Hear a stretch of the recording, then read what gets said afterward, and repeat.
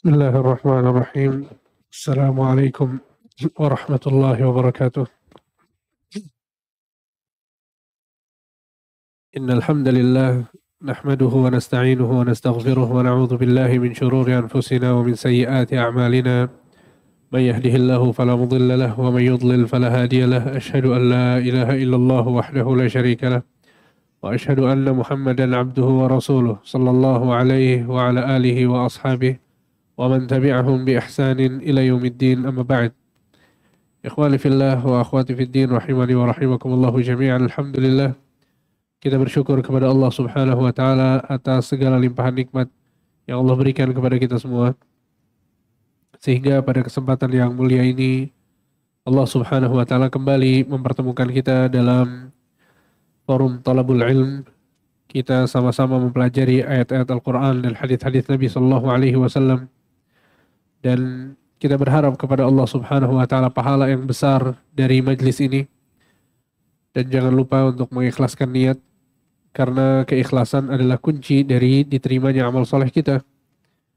Ya, kita belajar untuk mengangkat ketidaktahuan kita, belajar untuk mengangkat kebodohan yang ada pada diri kita, dan kita mempelajari agama ini agar kita sampai kepada Allah subhanahu wa ta'ala, agar kita mendapatkan ridhonya, pahala yang besar, dimasukkan ke dalam surganya. Sehingga ini adalah niatan yang harus hadir di hati kita pada saat kita mempelajari ilmu agama.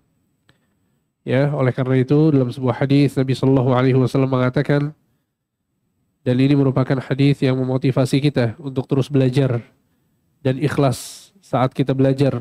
Nabi sallallahu alaihi wasallam mengatakan, "Man ghada ilal masjid liyata'allama khairan aw yu'allimuh kana lahu ka ajri hajjin tamman hajjatuh."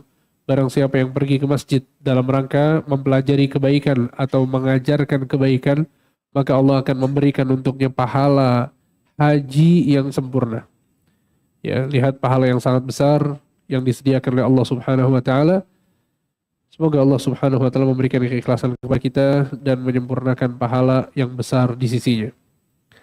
Teman-teman sekalian yang dimuliakan Allah subhanahu wa ta'ala, kita akan melanjutkan kajian dari kitab Al-Wasailul Mufidah Lil Hayati Sa'idah, kiat-kiat meraih kebahagiaan, karya Syekh Abdurrahman As-Sa'di rahimahullahu ta'ala.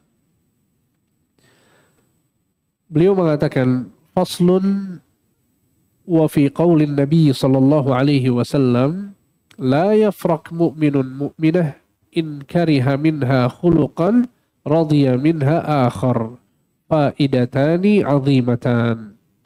Kata penulis, pada sabda Nabi sallallahu alaihi wasallam berikut terdapat dua faidah yang sangat besar. Dua faidah yang sangat besar. Nabi bersabda, janganlah seorang suami yang beriman benci terhadap istrinya yang beriman jika dia tidak menyukai salah satu perangai dari istrinya, maka dia akan mendapatkan akhlak yang baik pada istrinya. Lihat, ini adalah hadis kata Al-Imam Sa'di rahimahullahu ta'ala, bahwa hadis ini mengandung dua faedah yang sangat besar. Ya, konteks hadisnya mudah untuk difahami ya, bahwa Nabi SAW melarang seorang suami untuk membenci istrinya. Kalau dia membenci atau tidak menyukai satu perangai, maka yakinlah bahwa di sisi lain ada perangai-perangai yang baik, akhlak yang baik yang terdapat pada diri istrinya. Ihdahuma, faedah yang pertama adalah al-irsyadu ila muamalati zawjah wal qarib was sahibi wal muamal wa kullu man bainaka wa bainahu alaqatun wattisal. Kata Syekh, faedah yang pertama adalah bahwa hadis ini menganjurkan kita untuk senantiasa berbuat baik kepada istri, kepada orang yang dekat dengan kita, sahabat kita, orang yang ya bekerja bersama kita, dan secara umum setiap manusia yang memiliki hubungan antara kita dengan orang tersebut. Wa annahu yanbaghi an tuwattina nafsaka ala annahu la budda an yakuna fihi aibun aw naqsul aw amrun takrahuh. Sehingga kata Syekh, kita harus membiasakan diri kita untuk memahami bahwa orang yang kita memiliki hubungan dengannya itu pasti memiliki kekurangan, pasti memiliki aib. Tidak mungkin orang yang ada di sekitar kita sifatnya adalah sempurna seluruhnya kebaikan. Tidak mungkin.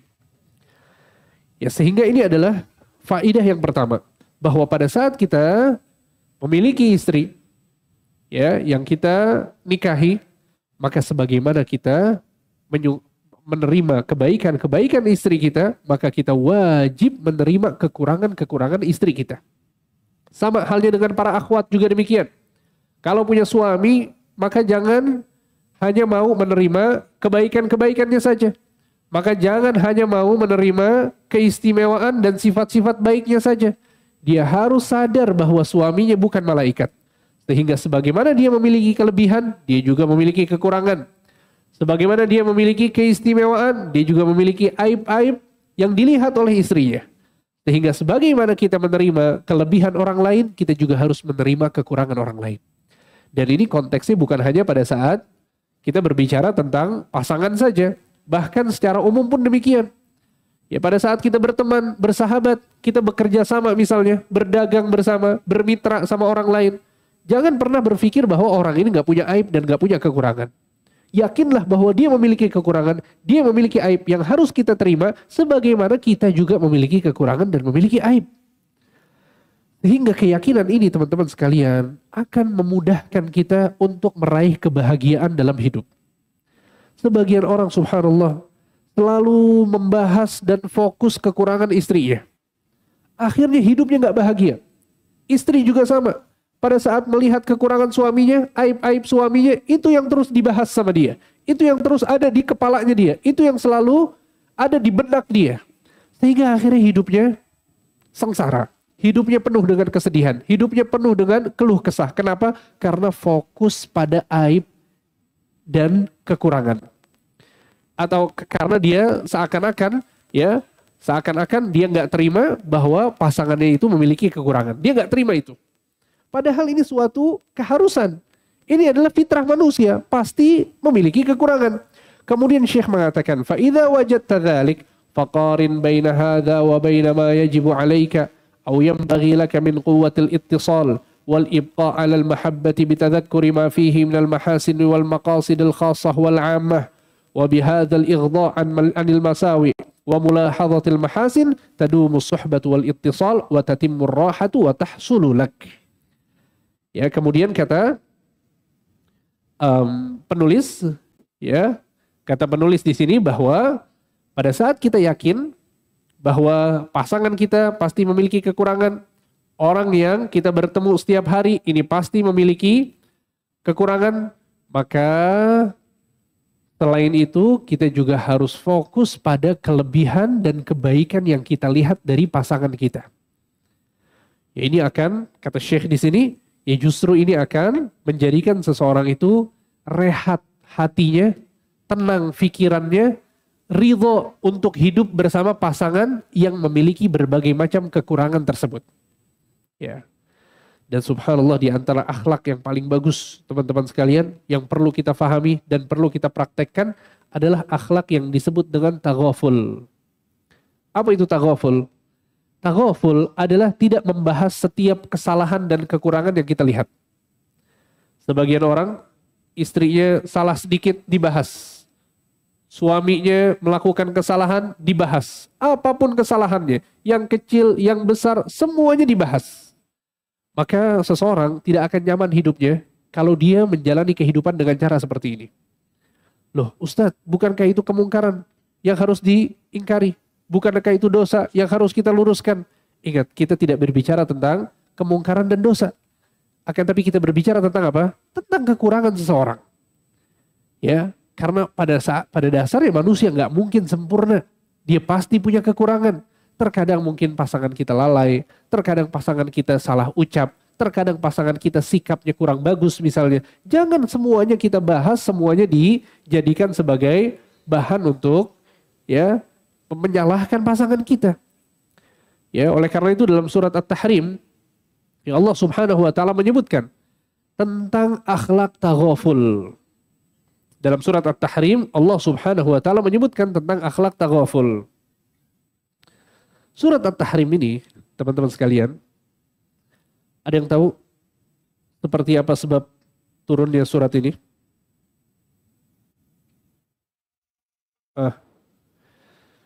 Tentang apa?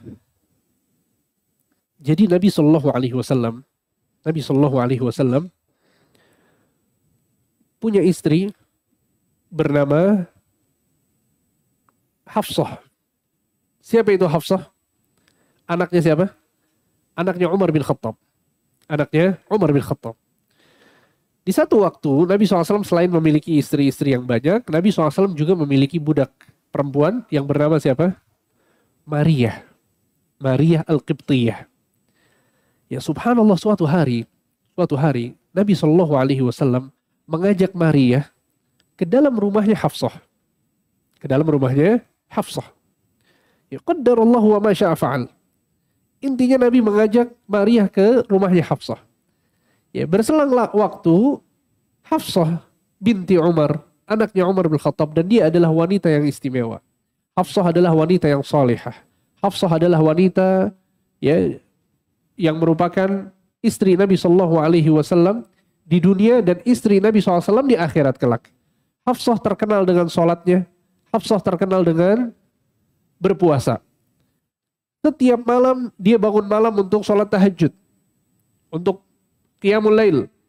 Dan dalam kondisi di siang harinya, pada saat di situ ada kesempatan untuk berpuasa, maka Hafsah selalu berpuasa. Maka Hafsah adalah wanita yang sangat solihah. Tapi subhanallah, Hafsah datang ke rumahnya, tiba-tiba di situ ada siapa? Ada Maria. Ada Maria. Subhanallah, antum bisa bayangkan apa yang akan terjadi? Tentu Hafsah sangat marah. Hafsah cemburu luar biasa. Kemudian Maria keluar dari rumahnya Hafsah dan Hafsah marah kepada Nabi Shallallahu Alaihi Wasallam. Marah kepada suaminya karena kecemburuan yang ada di dalam hatinya. Sehingga Hafsah mengatakan kepada Nabi Shallallahu Alaihi Wasallam, sesungguhnya aku adalah istrimu yang paling hina. Kalau bukan karena, ya, Hafsah mengatakan, apakah harus di rumahku? Mengajak Maria, apakah harus di rumahku? Ya, tidaklah engkau melakukan ini kecuali aku adalah istrimu yang paling hina di antara istri-istri yang lain. Ya, dan kita berbicara sekarang konteks antara suami dengan istri, ya, konflik yang mungkin terjadi bahkan di rumah tangganya Rasul Shallallahu Alaihi Wasallam. Akhirnya Nabi Shallallahu Alaihi Wasallam berusaha untuk menenangkan Hafsah, dan Hafsah tipikalnya keras, Pak. Anaknya siapa? Anaknya Umar. Umar tegasnya luar biasa. Subhanallah, turun sifatnya juga ke siapa? Ke anaknya Hafsah. Sehingga Hafsah keras. Ya, tapi sekali lagi Hafsah adalah wanita yang salihah. Tapi konteksnya dia cemburu. Sehingga dia marah kepada Nabi Shallallahu Alaihi Wasallam. Nabi Shallallahu Alaihi Wasallam berusaha untuk menenangkannya. Ya, merayunya. Terus dirayu oleh Nabi, ditenangkan oleh Nabi Shallallahu Alaihi Wasallam. Tapi Hafsah belum juga tenang. Sampai akhirnya Nabi Shallallahu Alaihi Wasallam mengatakan kepada Hafsah, demi Allah, Maria aku haramkan atas diriku. Maria aku haramkan atas diriku. Padahal Maria halal atau tidak untuk Nabi? Halal. Ini adalah budak perempuannya Nabi. Ya, tidak ada masalah sama sekali.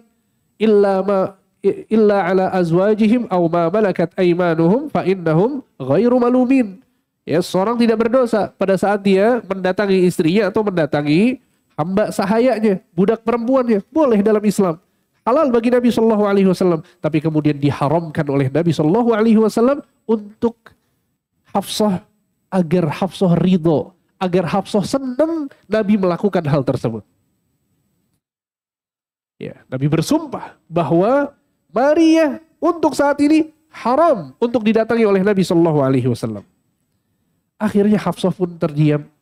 Kemudian Nabi Shallallahu Alaihi Wasallam mengatakan kepada Hafsah, wahai Hafsah, berjanjilah bahwa konflik kita ini tidak boleh diketahui oleh siapapun. Rahasia antara kita berdua. Dan ini salah satu adab dalam berumah tangga.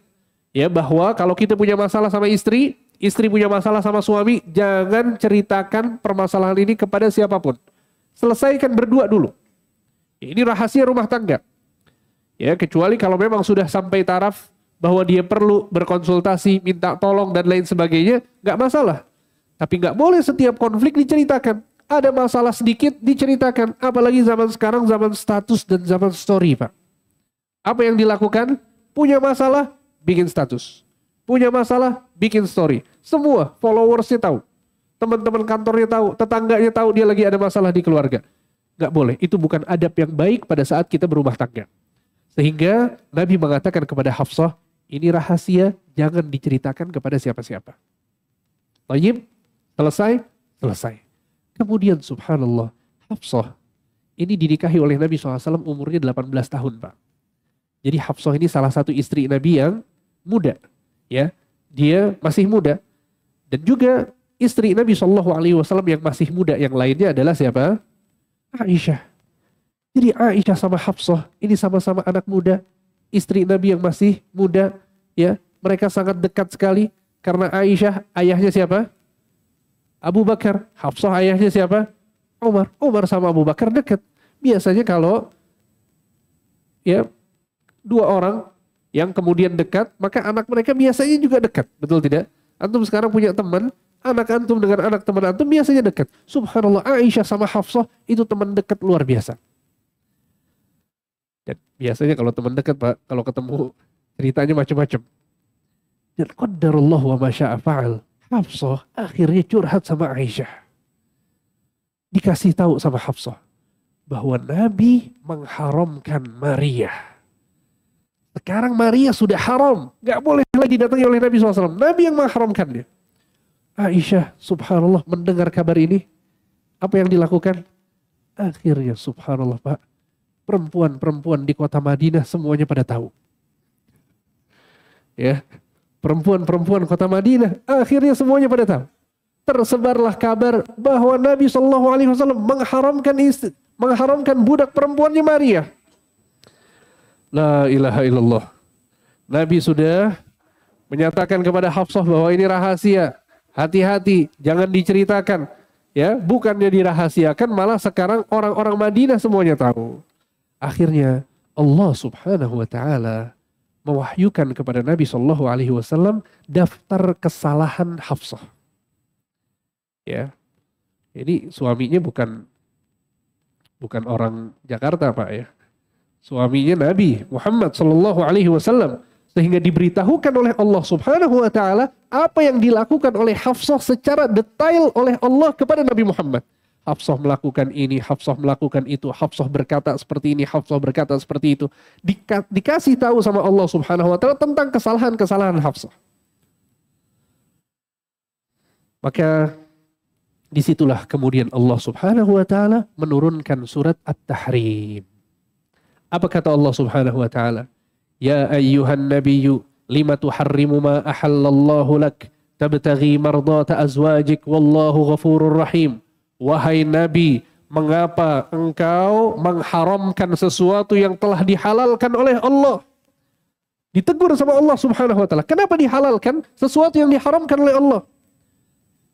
Mengharamkan sesuatu yang dihalalkan oleh Allah Subhanahu wa taala. Tabtaghi mardata azwajik, karena engkau menginginkan ridha dari istrimu. Wallahu ghafurur rahim, dan Allah adalah Maha Pengampun lagi Maha Penyayang. Qad faradallahu tahillata aymanikum wallahu maulakum wa huwal alimul hakim. Sesungguhnya Allah mewajibkan atasmu untuk ya menghalalkan sumpahmu. Menghalalkan sumpahmu. Maksudnya menarik sumpahnya. Tadi sumpahnya Nabi apa? Haram Maria. Kata Allah Subhanahu wa taala harus ditarik sumpahnya. Karena ini sesuatu yang dihalalkan oleh Allah Subhanahu wa taala. Dan Allah itu adalah penolong bagi kalian, dan Allah Maha mengetahui lagi Maha bijaksana. Nah, ayat berikutnya baru pelajaran yang sedang kita pelajari ini. Ayat berikutnya adalah pelajaran yang kita sedang pelajari. Apa kata Allah Subhanahu wa taala? Wa idh asarran nabiyyu ila ba'dhi azwajihi haditha. Ya, ketahui, ingatlah pada saat seorang nabi memberitahukan satu rahasia kepada istrinya. Falamma nabba'at bihi, kemudian istrinya menyebarkan rahasia tersebut. Apa kata Allah? Wa adharahu Allahu alaih, dan Allah pun memberitahukan apa yang dilakukan oleh istrinya kepada suaminya. Nabi Muhammad SAW dikasih tahu apa yang dilakukan oleh istrinya. Apa kata Allah? Apa sikap Nabi SAW terhadap Hafsah? Sekarang Nabi punya daftar kesalahan Hafsah. Tayyib, apa yang dilakukan oleh Nabi? Ingat, ini pelajaran penting buat kita semua, suami istri. Kata Allah Subhanahu wa taala, "Arrafa ba'dahu wa a'rada an ba'd." Nabi menegur sebagian kesalahan kepada Hafsah dan sebagiannya tidak dibahas oleh Nabi. Subhanallah. Lihat. Padahal kesalahan atau bukan? Kesalahan. Tapi kalau mau dibahas semua, bubar rumah tangga kita. Rumah tangga kita pasti ada kekurangan. Pasangan kita pasti ada kekurangan. Nabi SAW dikasih tahu sama Allah kesalahan-kesalahan Hafsah, tapi nggak semuanya dibahas sama Nabi. Sehingga saya sering katakan ya kepada teman-teman yang punya masalah dalam rumah tangganya, ya sering ada sebagian orang konflik kemudian curhat gitu ya, cerita minta nasihat. Selalu saya katakan bahwa coba dalam 1 bulan jangan bahas kesalahan pasangan sama sekali. 1 bulan. Fokus kepada kebaikan-kebaikan pasangan, nikmati keindahan dari kebaikan dan keistimewaan pasangan masing-masing. Jangan dibahas kekurangannya, jangan dibahas kesalahannya. Dan biasanya Pak, subhanallah, kesalahan-kesalahannya bukan kesalahan-kesalahan besar. Ya bukan kemudian istrinya, naudzubillah selingkuh, atau bukan kemudian suaminya misalnya minum minuman keras misalnya, tidak. Mereka adalah orang-orang yang sholat, terkadang mereka ikut kajian juga, hadir majelis ta'lim. Ya, secara prinsip agama mereka baik-baik saja. Tapi qadarullah ribut terus di rumah tangganya. Kalau kondisinya seperti ini, maka sepakati dengan pasangan kita bahwa istriku atau suamiku, ayo kita buat kesepakatan. Apa kesepakatannya? Selama 30 hari.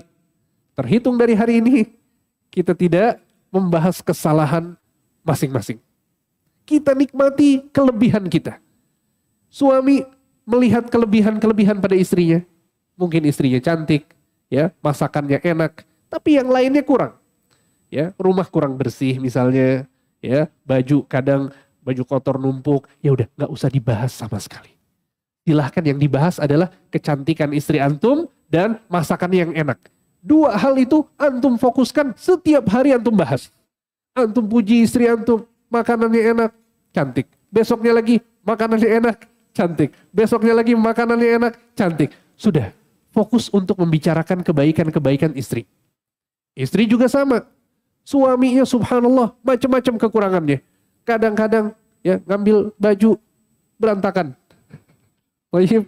Kemudian beres mandi, handuk dilempar ke tempat yang nggak beraturan, di atas kasur, di atas tangga, di atas lantai. Tapi subhanallah si suami rajin kerjanya. Tiap pagi jam 7 berangkat cari nafkah. Pulang sore menafkahi istrinya, menafkahi anak-anaknya. Ini kebaikan atau bukan? Kebaikan. Bahas setiap hari. Masya Allah suamiku, kamu adalah lelaki yang bertanggung jawab. Kamu adalah lelaki yang hebat. Mau untuk bekerja. Betapa banyak laki-laki di luaran sana yang gak mau kerja. Pengangguran, males-malesan. Kamu hebat. Handuk, biarin. Ya, lemari berantakan, tidak usah dibahas. Antum coba cara ini selama 30 hari. Insya Allah. Seumur ya, pernikahan antum, ini adalah 30 hari terbaik dalam rumah tangga. Akan kembali lagi kepada hari-hari pertama pada saat menikah. Hari-hari pada saat pertama menikah, yang difokuskan adalah kebaikan. Yang difokuskan adalah keindahan. Ya kita suka sama istri kita suka sama kita, itu yang dibahas. Tapi lama-kelamaan, subhanallah, aib-aib sedikit demi sedikit bermunculan. Kebiasaan-kebiasaan buruk bermunculan. Disitulah kemudian jadi pembahasan, akhirnya nggak pernah akur. Nggak pernah santai hidupnya. Selalu penuh dengan konflik, penuh dengan keributan. Gimana? Kita coba, teman-teman sekalian. Ya silahkan mencoba. Ya sehingga maksudnya adalah bahwa ini yang Allah Subhanahu wa taala sebutkan dalam surat At-Tahrim.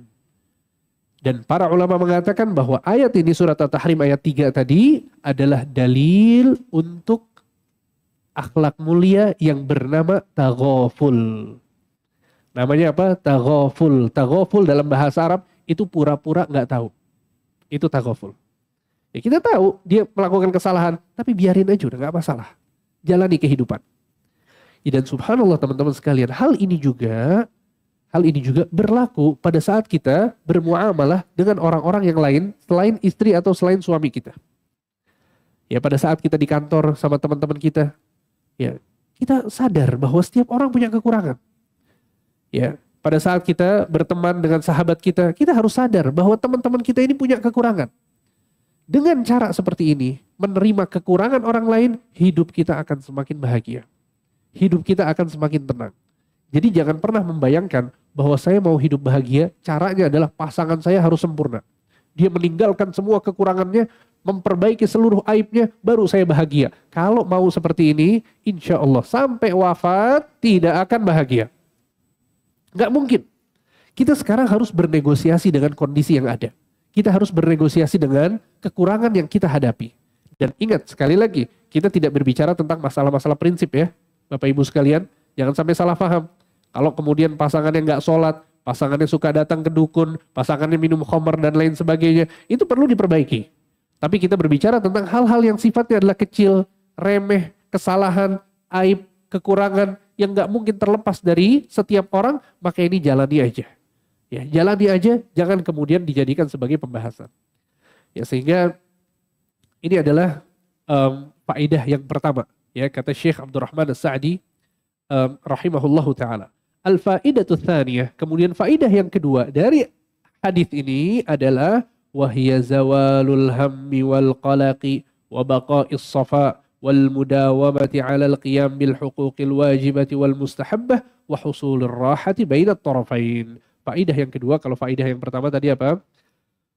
Caranya seperti itu, ya caranya kita fokus kepada kebaikan, kita lupakan keburukan, kekurangannya lupakan saja. Yang kedua adalah bahwa dengan cara seperti ini, ya gundah, gulana, ya kemudian pemikiran yang menghabiskan energi kita itu akan hilang. Dan kita akan hidup dengan hati yang bersih, dengan pikiran yang jernih, ya sehingga kita bisa fokus untuk memenuhi hak-hak pasangan kita, hak-hak orang yang kita bermuamalah dengannya, entah itu pasangan, orang tua, anak kita, teman-teman kita, ya teman bisnis misalnya, kita bisa fokus untuk memenuhi hak mereka, dan ini akan menjadikan ketenangan dalam hati kedua pasangan, kata Syekh.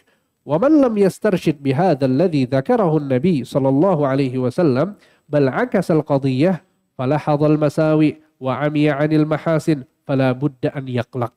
Ya, kemudian di sini kata Syekh, dan barang siapa yang tidak mengambil nasihat Nabi ini, kemudian dia fokus kepada keburukan dan dia lupa kepada kebaikan, maka dia pasti akan capek otaknya, pasti akan gundah, pasti akan ya risih, hatinya nggak akan tenang. Kenapa? Karena dia fokus pada keburukan-keburukan. Wala budda an yatakaddar ma bainahu wa baina man yattasilu bihi minal mahabbah, dan kecintaan antara kita dengan pasangan kita akan rusak. Ya. Wa yataqatta' katsirun minal huquq allati ala kullin minhum al muhafadhah 'alaiha, dan hak-hak pasangan akhirnya tidak kita tunaikan. Ya. Yang seharusnya suami menyayangi istrinya, akhirnya nggak sayang lagi. Kenapa? Yang dia pikirkan adalah kekurangan istrinya. Sama, istri juga begitu. Hak suami akhirnya nggak ditunaikan. Suami tidak dilayani, suami tidak disiapkan pakaiannya, ya tidak disiapkan barang-barang yang memang harus disiapkan. Kenapa? Karena dia fokus kepada kekurangan suami. Sampai na'udzubillah, sebagian istri nggak mau melayani suaminya karena apa? Karena mengatakan bahwa suami saya bukan suami yang soleh. Kalau dia soleh, baru saya mau taat kepadanya, mau nurut kepadanya, mau mendengar ya perintah-perintahnya. Maka ini adalah cara berpikir yang salah. Ya, sampai kapan? Sampai kapan rumah tangga mau hancur seperti ini, hak-hak tidak ditunaikan? Sampai kapan kita mau ya melakukan perintah Allah Subhanahu sampai kapan kita mau menyelisihi perintah Allah Subhanahu wa taala? Karena ya sekali lagi bahwa kata Syekh di sini bahwa faedah yang kedua adalah hilangnya gundah gulana dan juga kesedihan yang mungkin terjadi karena kita fokus kepada kekurangan pasangan. Wa katsirun minan nas dzawil himamil 'aliyah yuwattinuna anfusahum 'inda wuqu'il kawarith wal muz'ijat 'ala as-sabri wat tuma'ninah lakinna 'inda al-umuri tafihah al-basithah yaqlaquna wa yatakaddaru as-safa. Kemudian Syekh di sini mengatakan bahwa banyak orang-orang hebat, ya, orang-orang yang memiliki himmah, ya, himmah itu keinginan keras untuk melakukan hal-hal besar. Mereka orang-orang yang bisa, ya, sabar pada saat terkena musibah-musibah besar. Dia punya musibah besar, masalah dalam keuangannya bisa berjuang, masalah dalam, ya, kesehatannya misalnya terkena satu penyakit, dia bisa sabar, dia bisa berjuang. Tapi pada saat dia terkena masalah-masalah yang kecil, yang remeh, justru dia tidak bisa bersabar. Ya. Sehingga Syekh di sini mengatakan wasababu fi hadza. Kenapa demikian? Kok bisa masalahnya besar dia bisa sabar, tapi masalah kecil dia nggak sabar? Kata Syekh, sebabnya adalah annahum wattanu nufusahum 'indal umuril kibar. Karena mereka perhatian terkait konsep sabar terhadap musibah yang besar, wa tarakuha 'indal umuris sighar fadarrathum wa atharat fi rahatihim. Akan tapi mereka tidak pernah berpikir untuk bersabar dalam urusan-urusan yang remeh, yang kecil. Dan subhanallah ini terjadi di banyak rumah tangga Bapak Ibu sekalian. Dia subhanallah kerjaannya di luar itu 10 kali lipat lebih sulit daripada berbicara sama istrinya. Betul tidak? Dia bisa ngobrol sama orang-orang hebat, sama orang-orang penting. Ya, dia bisa menyelesaikan masalah-masalah yang besar di kantornya. Mengumpulkan uang yang banyak, dia bisa. Berjuang luar biasa. Tapi subhanallah, lembut sama istrinya gak bisa. Padahal dia cukup senyum, mendengarkan cerita istrinya, selesai. Kenapa kata Syekh? Karena dia tidak membiasakan dirinya dalam hal-hal yang mudah. Tapi dia membiasakan dirinya dalam hal-hal yang sulit, hal-hal yang besar. Padahal fokus seseorang dalam hidupnya itu harus seimbang. Hal-hal yang besar kita harus belajar cara untuk bersabar, berjuang, bertawakal kepada Allah. Hal-hal yang kecil juga sama. Karena dia kecil, jadi akhirnya diremehkan. Padahal hal yang kecil yang kita remehkan itu bisa memberikan mudarat yang besar pada kehidupan kita. Bisa jadi, ya, rumah tangganya hancur karena hal-hal yang remeh tadi. Dan betapa banyak rumah tangga yang ujungnya adalah perceraian. Pada saat ditarik, ya, sebabnya apa? Kenapa kok bisa terjadi hal tersebut? Ternyata sebabnya adalah remeh-temeh. Sesuatu yang bukan sesuatu yang besar. Ya, perkara kesalahan, salah ucap, salah sikap. Sesuatu yang seharusnya tidak sampai bercerai. Ini kata Syekh. Watarakuha indal umuris sighar. Ya, mereka meninggalkan, tidak bersabar dalam hal-hal yang kecil, fadarrathum wa atharat fi rahatihim, maka memberikan mudarat kepadanya dan juga memberikan bekas, ya, yang buruk kepada kebahagiaannya. Fal hazimu yuwattinu nafsahu 'alal umuril qalilati wal kabirah. Maka orang yang berakal, orang yang cerdas, seharusnya dia bersikap sebagaimana yang tadi disebutkan. Dia perhatian terhadap perkara-perkara besar dalam hidupnya, dan dia juga perhatian terhadap perkara-perkara kecil dalam hidupnya. Ya. Kemudian wa yas'alullaha al-i'anata 'alaiha, dan jangan lupa bahwa dia harus minta tolong kepada Allah. Dia harus minta tolong kepada Allah. Wa alla yakilahu ila nafsihi tarfata 'ain, dan jangan sampai dia sandarkan urusannya ini kepada dirinya sendiri sedikit pun. Ya, maka ini yang harus dilakukan. Ini adalah tips, ya, dari Syekh yang disampaikan berdasarkan dalil hadis dari Nabi Shallallahu Alaihi Wasallam. La yafraku mu'minun mu'minah, la yafrak mu'minun mu'minah in kariha minha khuluqan radhiya minha khuluqan akhar. Jangan sampai seorang suami membenci istrinya yang beriman. Ya, karena kalau dia tidak suka salah satu dari akhlaknya, maka dia akan menyukai akhlaknya yang lain. Ya, sehingga kata Syekh, selain kita melakukan hal ini, kita juga harus minta tolong kepada Allah Subhanahu wa taala. Dan ini perkara yang penting. Bahwa yang menyatukan hati kita dengan pasangan kita adalah Allah. Yang memberikan rumah tangga, yang menjadikan rumah tangga kita bahagia adalah Allah Subhanahu wa taala, bukan diri kita. Bukan kehebatan kita. Ya, sama sekali. Oleh karena itu Nabi Shallallahu alaihi wasallam pada saat menyebutkan bahwa beliau cinta kepada istrinya Khadijah, apa kata Nabi? Nabi mengatakan, inni qad ruziqtu hubbaha. Sesungguhnya aku telah diberikan rizki oleh Allah berupa mencintai Khadijah. Lihat, Nabi tidak mengatakan aku mencintai Khadijah, tapi Nabi mengatakan aku diberikan rizki oleh Allah sehingga aku mencintai Khadijah. Ini berarti rasa cinta dalam rumah tangga, kehidupan yang baik, itu adalah berdasarkan bantuan dari Allah Subhanahu wa taala. Fa inda dzalika yashulu alaihi shaghir kama sahula alaihi al-kabir wa yabqa mutmainnan nafsi sakinul qalbi mustariha. Dengan cara seperti ini, segala sesuatu baik yang kecil ataupun yang besar itu bisa dia lalui dengan baik. Masalah-masalahnya akan berlalu dan hatinya akan tenang, hidupnya pasti akan bahagia. Maka ini adalah ya kiat yang disebutkan oleh Syekh. Semoga apa yang disampaikan bermanfaat. Barakallahu fikum. Insya Allah pada pertemuan-pertemuan yang akan datang kita masih akan melanjutkan kiat-kiat yang lainnya. Ya, sallallahu ala nabiyina Muhammad wa ala alihi wa sahbihi ajma'in. Barakallahu fikum. Ini ada beberapa pertanyaan yang masuk.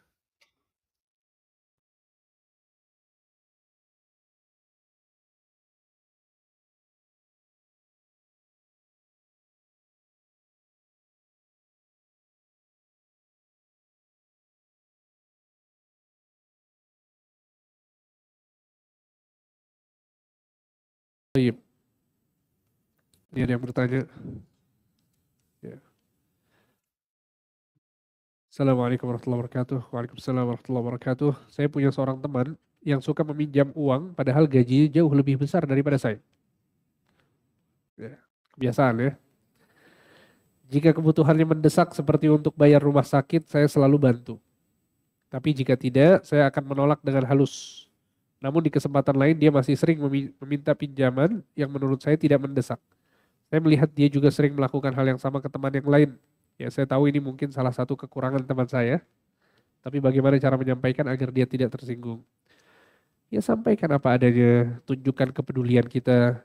Ya, kalau bisa sampaikan sambil kasih pinjaman ya. Jadi diterima nasihatnya. Ya, al-muhim intinya adalah bahwa Syekh Muhammad bin Shalih Al-Utsaimin rahimahullah beliau menyebutkan bahwa orang yang semacam ini yang punya kebiasaan untuk meminjam uang, kata Syekh sesekali jangan dipinjamkan. Sesekali jangan dipinjamkan.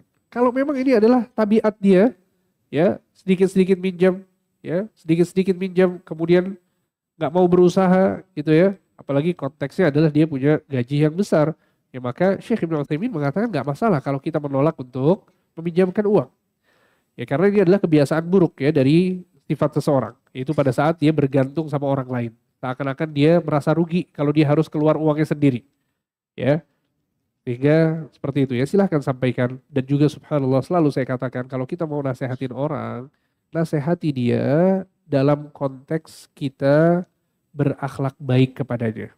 Tunjukkan bahwa kita ya menasehati bukan karena kita benci, bukan karena kita marah, tapi kita ingin kebaikan ya, dan sekali lagi tunjukkan akhlak baik kita, kemudian nasehati ya.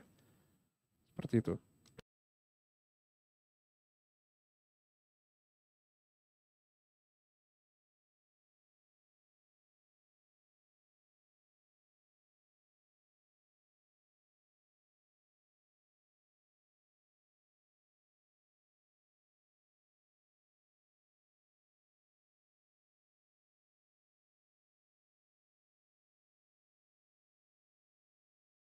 Baik, ini ada yang bertanya, Wan Ustadz mohon nasihatnya bagi orang-orang introvert yang enggan bergaul karena merasa terlalu menguras energi.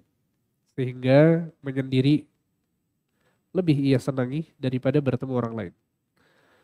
Barakallahu fiik. Pertama ya, akhlak mulia seseorang itu ditentukan dari 3 unsur yang terkumpul dalam dirinya. Ya, akhlak mulia seseorang yaitu ditentukan pada 3 unsur yang terkumpul pada dirinya. Ya sebagaimana yang dijelaskan oleh Al-Hasan Al-Basri rahimahullah. Pada saat beliau menyebutkan tentang akhlak mulia, kata Al-Hasan Al-Basri, akhlak mulia adalah kaful adza wa badlun nada wa talaqatul wajh. Ya, bahwa akhlak mulia adalah tidak mengganggu orang lain, memberikan kebaikan kepada orang lain, dan yang ketiga adalah wajah yang berseri ketika bertemu dengan orang lain. Ini adalah akhlak mulia. Sehingga kata para ulama, ya, jika seseorang tidak terkumpul pada dirinya tiga akhlak ini, tidak dikatakan bahwa dia adalah memiliki akhlak mulia. Silakan azan dulu ya. Setelah itu kita lanjutkan sedikit insya Allah.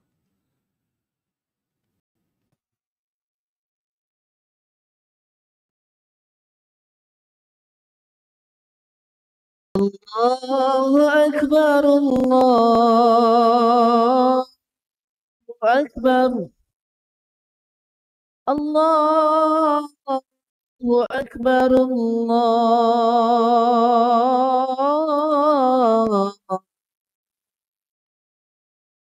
Akbar. Asyhadu an la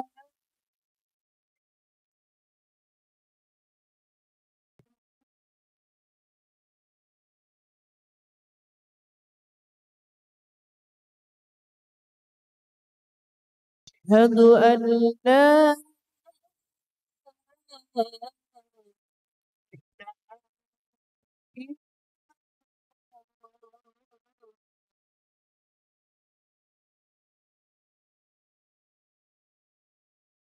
asyhadu an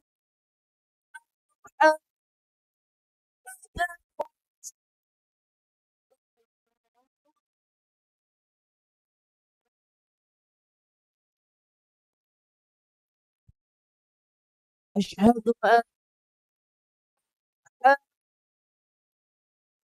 Muhammadar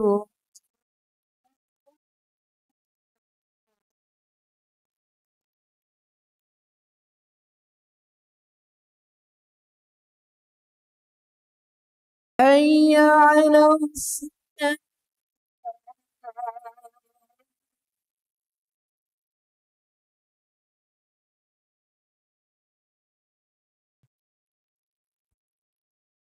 حي على الصلاة.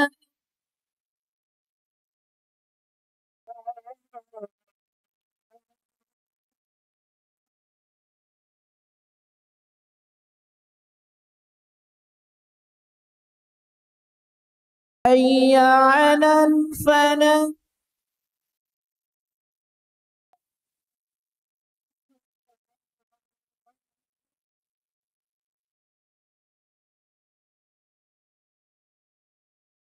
حي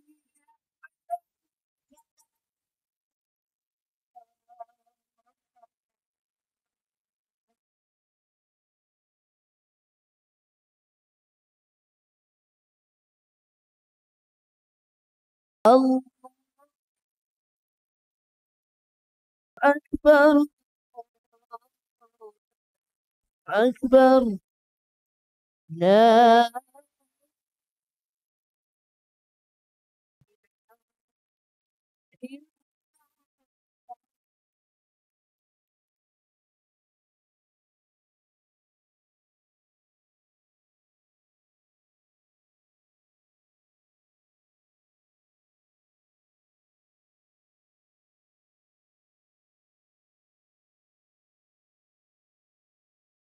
Baik. Ya sehingga seseorang ya sebagaimana yang tadi kita sebutkan bahwa pada saat dia mau memiliki akhlak mulia dia harus melakukan tiga hal tersebut. Ya, tidak mengganggu orang lain, ya berbuat baik kepada orang lain dan wajah yang berseri. Sehingga seseorang ya sebagian orang yang memiliki prinsip bahwa dia nggak mau berhubungan sama orang lain sama sekali. Dia nggak mau ganggu orang lain, nggak mau diganggu sama orang lain, tapi juga nggak mau melakukan kebaikan. Nggak mau ikut sumbangsih untuk memberikan kebaikan kepada orang lain. Maka ini prinsip yang nggak benar ya. Bahwa prinsip yang pertama bagus, dia nggak mau ganggu orang lain. Tapi jangan kemudian dia acuh sama orang lain dengan alasan bahwa saya orang yang nggak pintar bergaul. Tapi akhirnya acuh sama orang lain. Ya orang yang membutuhkan bantuan dibiarkan. Orang yang perlu membutuhkan nasihat, dibiarkan sama dia. Nggak peduli sama orang yang ada di sekitarnya, maka ini nggak boleh. Ya, sehingga kita harus latih diri kita. Ya, karena memang akhlak mulia ini, teman-teman sekalian, rizki dari Allah Subhanahu wa taala. Ada sebagian orang, subhanallah, ya, diberikan rizki oleh Allah Subhanahu wa taala berupa akhlak malu. Dia nggak mempelajari sifat malu, tapi malu sudah ada dalam dirinya. Ya, ini adalah Masya Allah rizki dari Allah Subhanahu wa taala. Akan tapi terkadang kita punya akhlak yang kita nggak memiliki dalam diri kita. Apa yang harus kita lakukan? Kita latih diri kita. Dan itu yang disebut dengan al-akhlak al-muktasabah. Akhlak yang harus diperjuangkan. Makanya Nabi SAW mengatakan innamal ilmu bitta'allum wa innamal hilmu bittahallum. Sesungguhnya ilmu itu didapat dengan belajar dan kelemah lembutan itu didapat pada saat seseorang berusaha untuk lembut. Berat bagi dia. Orangnya pemarah, sedikit-sedikit tersulut emosinya. Sehingga apa yang harus dia lakukan? Berjuang, tahan emosinya, tahan amarahnya, berusaha untuk menjadi orang yang lembut. Ya, dan ini adalah akhlak al-muktasabah, akhlak yang harus diperjuangkan dan harus diusahakan. Jadi kalau memang kita nggak bisa bergaul, nggak pandai bergaul, setidaknya jangan sampai kemudian kita tidak peduli dengan orang lain. Tetap berbuat baik kepada orang lain, ya, sebagaimana yang tadi disebutkan. Barakallahu fikum, teman-teman sekalian, semoga apa yang disampaikan bermanfaat. Sehingga ini adalah kajian ya dari kitab Al-Wasailul Mufidah lil Hayati Sa'idah, ya, tips dan kiat-kiat mendapatkan kehidupan bahagia yang ditulis oleh Syekh Abdurrahman bin Nasir As-Sa'di rahimahullahu taala. Semoga apa yang disampaikan bermanfaat dan insyaallah akan kita lanjutkan pada pertemuan yang akan datang. Wassallallahu ala nabiyina Muhammad wa ala alihi wa sahbihi ajma'in. Kita tutup dengan doa kafaratul majlis. Subhanakallahumma bihamdika asyhadu an la ilaha illa anta astaghfiruka wa atubu ilaik. Wassalamualaikum warahmatullahi wabarakatuh.